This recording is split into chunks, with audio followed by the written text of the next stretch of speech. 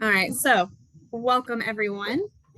I'm going to, of course, this is when my dog tries to go crazy. I have 3 names in my bag. And Ella.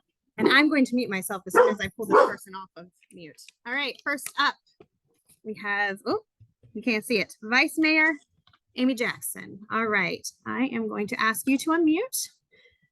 Our Vice President, James, is going to be managing the clock. When we hit 9 minutes, he'll give a 1-minute warning. Oh, Amy, are you able to come off mute? All right, there. Perfect. You there hear we me go. now. Yay! Hello, Awesome. everybody. Thank you for everybody. joining Let us. me adjust. Okay. All right. I'm going to put myself on mute now. Okay. So timer started. Yes. Yes. Okay. Hi. Right. We'll do this like this. Good evening, Delray citizens. Thank you for including me in your meeting and mayoral forum tonight. I'm Amy Jackson. I'm your vice mayor, which means securing the most votes in the November election. I'm an educator. I just thought about it today. I was licensed in 2004, so I am now 20 years a licensed educator. I'm a mom of 2 wonderful 10-year-old and 12-year-old kids who attend ACPS. One goes to MacArthur and the other goes to GW.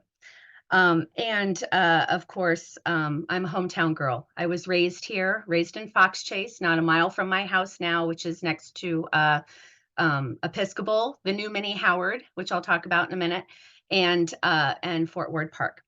So I want to get to some of the questions. So we've done a lot of great things while on council during my 6 years. Many may think some were not that great.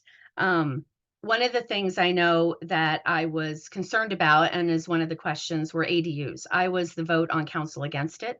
My reasons why: I didn't buy into the affordable housing aspect of ADUs. I think a lot of ADUs are still, anywhere upwards of $1,200 to $2,000 a month if you're renting them.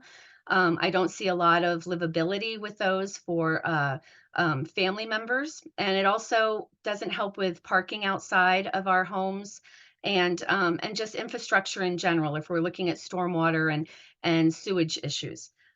So I would certainly build in protections. I know we've already started down that road because we've heard a lot, especially from the Cora Kelly precinct, Lynn Haven, Hume neighborhoods, to do just that. They're getting a lot with ADUs and Airbnbs. So we are looking into it. And I would continue to do that. But as Delray knows, Alexandria and Delray especially, we spread kindness and build community. So we have gotten through a pandemic together. I think that's pretty special. That was unprecedented, a health crisis that, has a long tail of an education crisis and an economic development crisis. And so those are challenges we still face. And we're on the uptick with our tourism that brings outside dollars that help with our people and our programs and help us provide the vital services we need to our residents and businesses. You also got to know I'm the history teacher. So I'm happy about the tourism part, especially when the hooks are usually Old Town, Alexandria, and historic Delray, historic the Potomac Historic District. So those bring in the people, and then the rest of our unique neighborhoods absolutely shine when people come to visit a couple of different things and are able to then take free transportation, really, King Street trolley, dash bus, and see the rest of our wonderful city and actually help with their uptick in revenue as people are enjoying the different culture that Alexandria provides. When it comes to, so as the teacher contributing to our youth, with the school board, as the teacher and mom again, I have a huge piece of this that I am happy to discuss. We have a lot of still issues because of the pandemic. We have food insecurities that's still at pandemic levels, and we're helping alive with that. But our school children don't receive breakfast and lunch meals on holidays, weekends, spring break, winter break, things like that, summer break. So we've just provided again a grant, a grant opportunity. We approved it, we passed it. We are trying to make sure that our rec programs, our nonprofits also have that money for food to provide to our children. But we also have to do it in the school systems as well. So I'm working with school board members and superintendent along with others in our schools, the chef, to provide that type of service for our kids. We also need to make sure that we have those programs, sports programs, clubs. You know, when I grew up here, we had Landmark Mall, and all the kids felt safe and they could hang out with friends, be independent, but not independent in a way. And when we go to our recs don't really allow our children between the ages of especially 10 and 17 to just hang out. They have to be involved in something. So we don't have a mall anymore. We have Bradley Shopping Center where we've seen everybody gathering after school because that's more or less the mall. All of this plays into what can Potomac Yard provide for us now that there's not an arena. I stuck to my convictions.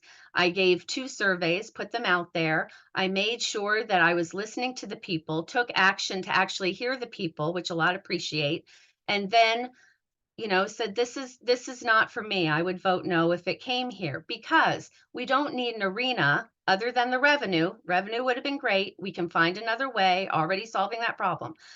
We need an entertainment district, though, for our youth. Our youth, there are no bowling alleys here in Alexandria. There used to be 2.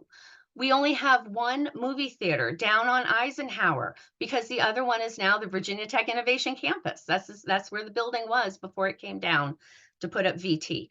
So we have to look at what restaurants, what outside dollars can be brought into Alexandria. We still need the entertainment district. It needs to be a tech district, innovation.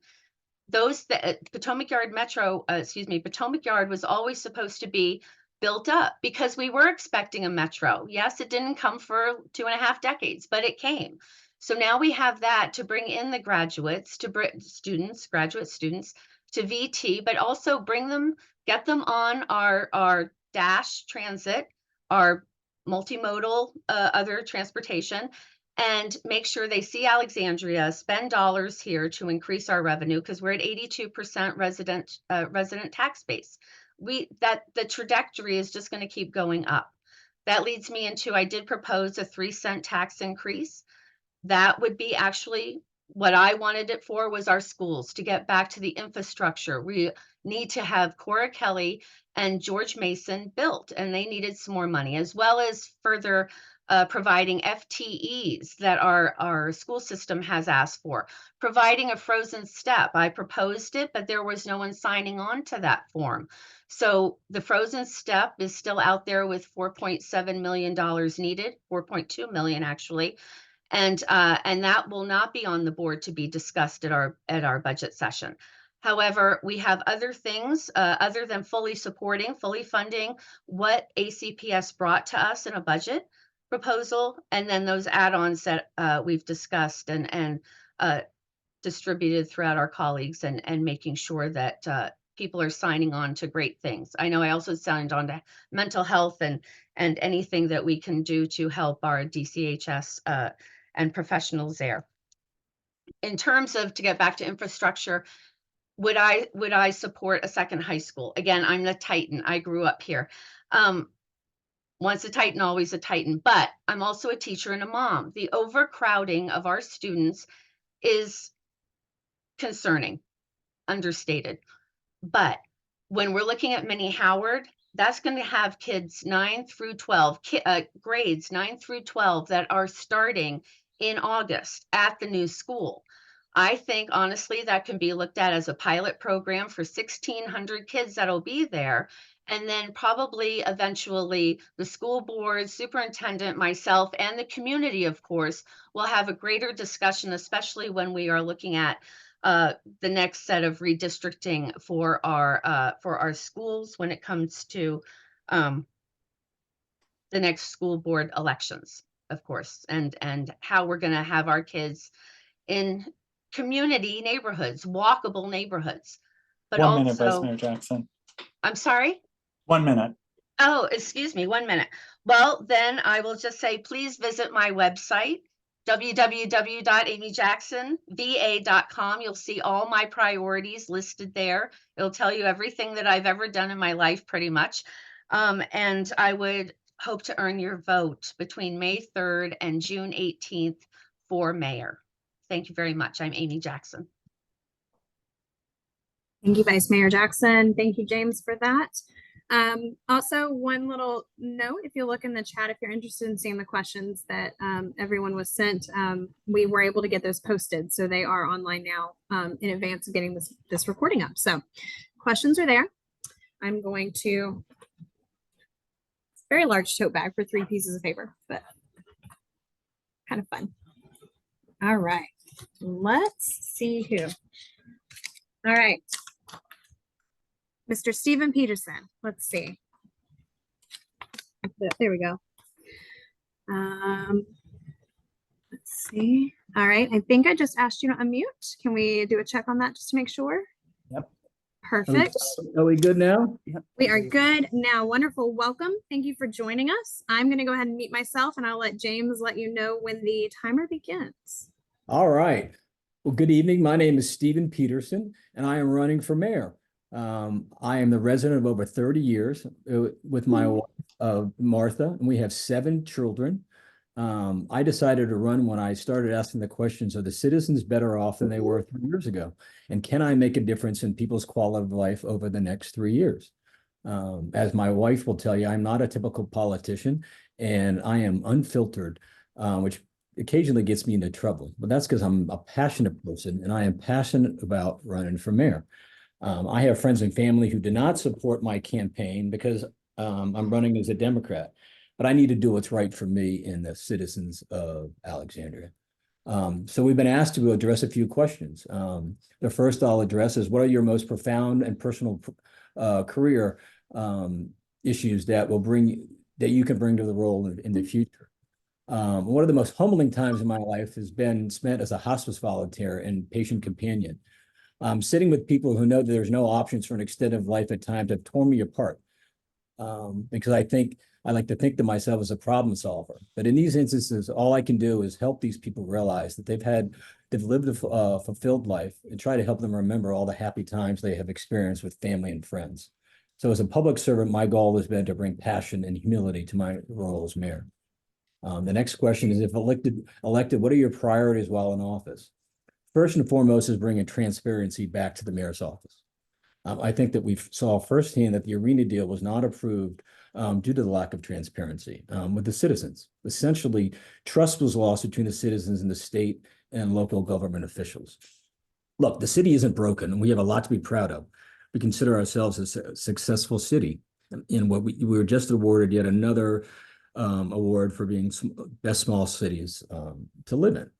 Wilson has navigated the city through some challenging times, but we can't rest our laurels on perceived success. We have issues to address. First one that is a priority to me is affordable housing. The lack of housing model that facilitates a range of price points that needs to meet our diverse community. Housing subsidies are just a small percentage of dwelling units dispersed throughout the city will not solve this problem. Student education. While the 2025 budget, $310 million, I believe, seems like an impressive number, the system is just presently not working. Our responsibility is to prepare our students for life, and this is not presently occurring. We need to investigate how other municipalities around the country are being successful and mind share with them. Mind share solutions are usually not just about monetary needs, but cultural changes. My other priority regarding education is have the state increase its annual subsidy from 20% more in line with other municipalities, which are as high as 80%. So imagine if we had just another 20% or $60 million more going into the city's annual budget. The next is safety first. The most important trait to a quality of life, in my opinion, is that citizens always feel safe. But with the crime rate at 30% and car thefts up 58% in 2023, we can't state that our community is a safe haven. Increasing the police budget over the next 3 years to facilitate additional police force will be a priority for me. Next, residential taxes. 20 years ago, the residential taxes covered 50% of the city's overall annual budget. Today, that's over 80%. This is simply unsustainable and not smart growth development because the city is not replacing commercial rezone tax base to residential. The reliance on residential taxes that are receiving this tax burden. And the city needs to create more commercial tax base to turn this needle. Increasing the elderly housing. The benchmark Alexandria program is working, but only to a certain extent. It's reducing average, I believe it's average monthly rental rates from 6,000 to under 2,000, right? But I think that there's 12 facilities around the city that are benefiting from this. And I think we need to increase that to probably 25. Traffic is a never-ending problem, but one that needs to take precedent in our annual capital budget. Outlawing single-family housing. There's ways to address affordable housing, but eliminating single-family housing is not the solution, in my opinion. So what role do you see the city council playing on the school board? The success of the city lies with the control of the city council. And to that end, the city council must weigh all the city council must weigh all pertinent issues, which include the success of our school system. As previously stated, I would direct the school board to mind share with other municipalities around the country and find ways that are successful. What is the higher property tax rate that you would consider under current conditions? So right now it's 111 per 100, but the assessed value of 700,000. So at the present, that's a potential average of $210. While I'm not a fan of further burdening the present original tax rate, I feel that in the near term, this number could approach 113, with the understanding that there's a number, that number returns back to 111 in the next 3 years. So what other areas of the budget would you consider cutting if the present threshold are insufficient? So I don't know the exact breakdown of the 93 million between city hall renovations and the existing garage, but 93 million is a very big number. And I don't feel that the renovation project needs to happen all at once. And I feel that that number can be reduced by say $8 to $10 million. I have dealt with this similar issue on numerous boards that I've been involved in over the years. And I'm sure $93 million will address a multitude of multitude of issues for the coming years. But if you give that the powers that be, say 82 to 85 million, I'm sure that they can value engineer this program effectively without grossly affecting the overall quality of the renovations. The new high school, building a new high school needs to be addressed in the 10-year CIP budget, where large capital projects can be contemplated with other city priorities.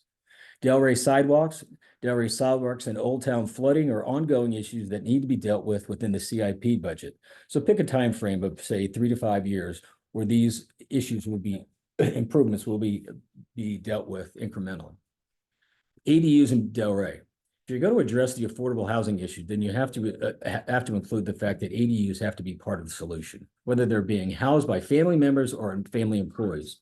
Residents who need affordable housing shouldn't be discriminated based upon if they are family or employee members or not. So the positive attributes I feel that the city has done, they did an admirable job in leading the city through the pandemic. There are cities throughout the country that have yet to recover from the pandemic. The city continues to receive national awards for leading small cities as best places to live. Despite some problems listed above, my wife and kids adore the city because it's home. The city council has made mistakes. The council has taken the lead. City council has taken the lead of Mayor Wilson and not created its own agenda. While listening to the citizens is the most important trait, I think. There has been a lack of transparency, which has led to a lack of trust. As far as the historic preservation in Delray is the oldest jurisdiction behind only Old Town and should follow certain historic guidelines that have established in Old Town. Our historic heritage is what separates us from the rest of the world. We are envied by others and should protect what we have. As far as the arena deal goes, there is smart growth and there's inappropriate development. I was the only candidate that was against the arena from the beginning because I felt that it was not appropriate for the area. You can't take 20,000 people and direct them like a fire hose down Route 1 or tell them to take Metro without addressing where people are going to park with only 2,500 parking spaces. The December 13 press conference announcement clearly caught a majority of this area by surprise, and there was never any transparency with the citizens or citizen input. So the citizens appropriately banded together and to the demise of the arena. Potomac Yards is great real estate, right? And it'll find a home eventually, right? And I think that that needs to be a town center, like there are others throughout the region, all right? So Amy talked about theaters, and that's fine, but it needs to be an entertainment district, but it needs to be a town center, like I said, that are Mr. Jackson, 1 minute. Okay, Peterson. Mr. Peterson. Peterson, sorry. Mr. I Peter, apologize. Mr. Peterson is done, and I beat the 10 minutes. So if anybody has any questions. Right. Thank you so much, Stephen. All right, I'll go back on mute. Perfect. All right, Aaliyah, you are up. I'm going to go ahead and ask you to unmute. There we go. All right, good evening, everyone, and thank you to the Delray Citizens Association for hosting tonight's forum. As you know, I am Councilwoman Alyia Gaskins, and I'm running to be your next mayor. I was raised by a single mom. My mom worked 2, sometimes 3 jobs, and the reality is, no matter how hard my mom worked, we often struggled to make ends meet. And it was the kindness of our neighbors who helped provide food and other resources to make sure that we could stay in our community. And it's who taught me that when you see a problem, you fix it. And when you see somebody in need, you help them. I'm sure these principles are not surprising to many of you in Delray, because as I have lived here over the years, I have come to know Delray as a place where neighbors take care of neighbors. Delray is the place that when a fire breaks out at a friend's home, within hours, somebody's porch has been set up as the place to drop off diapers and food and clothing and gift cards. Delray is the place that when neighbors wanted to come together and start a block party just to build community, that block party grew to one of the largest festivals we have in terms of arts in the Avenue. Delray is the centerpiece in our community that when there was a pandemic, as we started to reopen our businesses, you couldn't go on Facebook or social media without seeing a neighbor posting about the businesses that they were supporting, places where they were getting takeout, to make sure that we all knew that we were in this fight together. And I'm in this fight with you. This is my home, and it is why I ran for the city council in the first place. On the council, I have led the charge to increase our dedicated funding for affordable housing.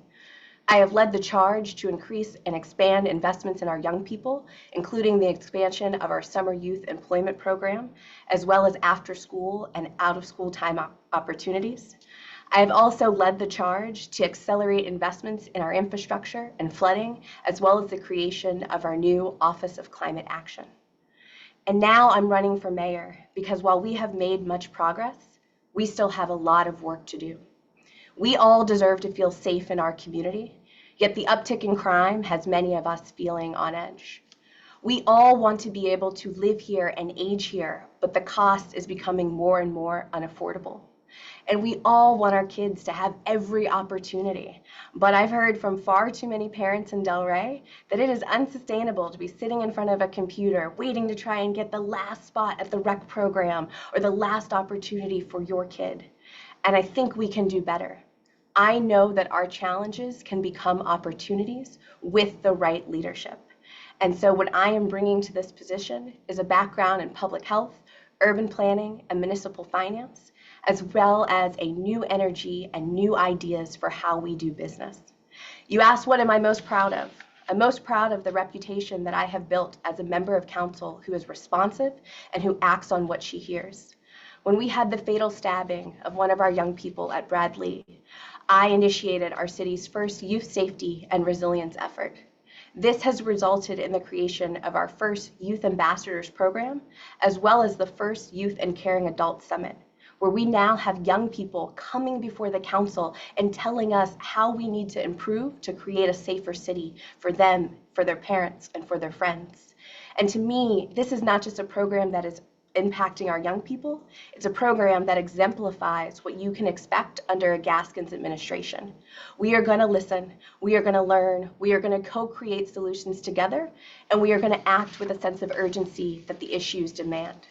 My top priorities will be creating a safer, more affordable, and more accessible city.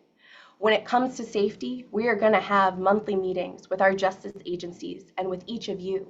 These are going to be in community, where we will engage in quality of life walks, where we will talk about and review the data as it relates to crime and traffic and quality of life. But more than that, we're going to look at the issues up close and personal. We're going to develop action plans that we post on our website so that you can see what we are working on and you can hold us accountable for delivering. When it comes to affordability, we need to do a lot more on preservation and protection so that the people who live here can stay here. That looks like creating a preservation task force, expanding senior tax relief, and investing in home modifications and energy efficiency programs that reduce utilities. And accessibility, we got to work on communications. I want to make sure that we are getting the right message out to the right people at the right time, and we are going to do an audit of our communications to see where we can do better. You asked what I think of as the role of mayor. I think that the mayor is the team leader. They are the one who set the goals and the priorities for the council based on the feedback and the direction that you have told us as our community. The mayor is the person who then is responsible for being the liaison between the administrative body and the legislature, making sure that the city manager knows your expectations and your priorities, and that we hold him accountable for delivering on it. And your mayor is your expert communicator. They have to understand not only the technical aspects, but the impact and the potential consequences of every decision we make. I am bringing a public health background, which means I focus on prevention, and I will not tolerate deferred maintenance any longer. I am bringing a planning background, which has taught me to think about the long term and to think comprehensively. And I am bringing a deep knowledge of local government that didn't just start when I wanted to run or when I got on the council, but started long before through my work at the National League of Cities. You ask about revenue and budget. I believe that we have to deliver not only a balanced budget, but one that does right by our teachers and students, as well as the basics like our sidewalks, our sewers, and our infrastructure.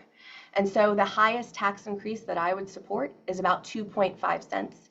And the additions that I have proposed contribute about 2 cents to our schools. I think we have to be mindful of any increase because the reality is we have seniors on fixed incomes. We have single income homeowners, and we have more than 7,000 homeowners that are housing cost burden and one increase away from not being able to live here. It's why I'm so passionate about figuring out how we create new strategies for revenue generation, strategies that are citywide, from Potomac Yard to Landmark, strategies that focus on our small businesses, because it's not enough if they open if they can't stay open, and strategies that require us to advocate for new tools that we don't currently have because we're not a county, and the Dillon rule has prevented us from being able to take up some of those authorities. It's also why I'm so committed to looking at opportunities for cost sharing with ACPS, whether that's in landscaping or transportation management, or even the ways that we think about offices and lease space. As your mayor, I will approach the relationship with ACPS as a partnership, because what I have learned from my partnership with my husband is that good partnerships require communication, they require trust, they require respect, and we both hold each other accountable. I am excited about what is ahead as we think about infrastructure. You wouldn't think it, but I guess that's the planner in me. That's something that gets me excited as well. We have made great progress with our flood action program, and it really demonstrates what happens when our city departments get in community and work with our residents. But we have more to do to address flooding in Delray as well as along our sidewalks. We've got to accelerate green infrastructure investments. We've got to continue to proactively clean our pipes. And we have to start moving on the larger capacity projects. And we have to do so in a way in which we are focused on communication, ongoing monitoring, as well as planning for unintended consequences. I hope that through my campaign, I've shown you an example of just how I intend to communicate. You will understand the why we have made the decisions we're making because you've been at that table with me making those decisions. We'll use videos and social medias and new ways of reaching everyone. When it comes to the historic district and what's next, I share your concerns, and I believe that we have to protect what makes Delray walkable, unique, and so special. And as a planner, I am somebody who understands the options before us. We could look at a historic district. We could look at a neighborhood conservation district, a pattern book, design guidelines. This is a chance for us to work together. And as your mayor, I stand ready to collaborate and work with you on identifying what is the path you want to see. Lastly, I'll close. You asked with lessons learned about Potomac Yard. And so here is what I've learned as I reflect on the Potomac Yard Sports and Entertainment District. First and foremost, that economic development is critical to the future of our city. Doesn't matter whether you are for or against the arena. I think all of us now have a better understanding of what are the fiscal implications and what are the fiscal situations we are facing with. Number two, and I think Mark Eaton said it best, is that flashy announcements have a downside. This was not a done deal, as I think we all understand, but the way it was rolled out, I think, is a huge learning moment for us, because far too many people thought it was, and then they lost trust not only in the process, but they lost trust in their elected officials. And when we lose your trust, we have failed.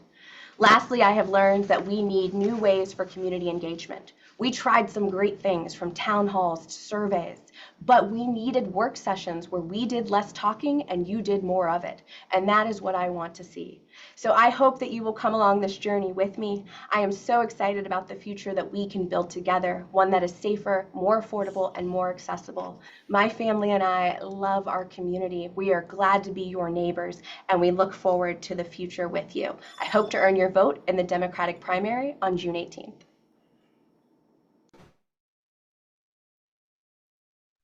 Now I am muted. Thank you, Aaliyah. So this ran very, very smoothly. We expected it to, but we weren't sure how the time would go. So we do have a little bit of extra time.